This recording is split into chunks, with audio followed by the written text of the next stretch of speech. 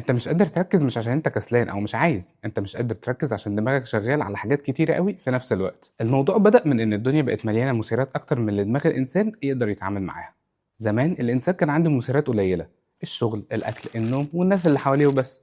دلوقتي انت في كل ثانيه بيوصلك الاف المثيرات، رسائل واشعارات، اصوات كتيره قوي حواليك، افكار، قلق زياده وتوتر، خطط واحلام ومخاوف كتير قوي انت بتمر بيها. دماغك مش مصمم اصلا ان هو يتعامل مع الكم ده، وهنا بيحصل حاجه خطيره جدا. دماغك بيحاول يتعامل مع كل المثيرات دي في نفس الوقت، فبيدخل في حاله اسمها continuous partial attention، يعني انه بيدي انتباه جزئي مستمر لحاجات كتيره قوي بدل ما يدي انتباه كامل لحاجه واحده. وده اللي بيخلي الانسان يحس انه شغال كتير بس مش منجز اي حاجه خالص. اول حل اشتغلت عليه مع نوع عشان نقدر نتخلص من التشتت كان اسمه طريقه الصندوق الواحد. الفكره ان انت كل يوم تختار صندوق واحد بس من حياتك وتقضي فيه وقت مقدس لا يمس. نوع اختارت صندوق المذاكره، من الساعه 9 ل 2 صباحا. في الكام ساعه دول الموبايل مقفول، الانترنت مقطوع، ولا حاجه موجوده حواليها غير المذاكره اللي في ايديها.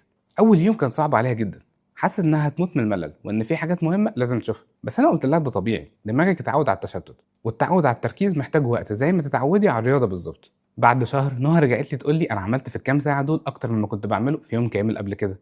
كنت بحس ان في قوه جوايا انا ما كنتش اعرفها، وده ببساطه عشان دماغها بدا يتعود على حاله التركيز العميق، حاله ان كل قوه التفكير بتاعها بتتركز في نقطه واحده بس.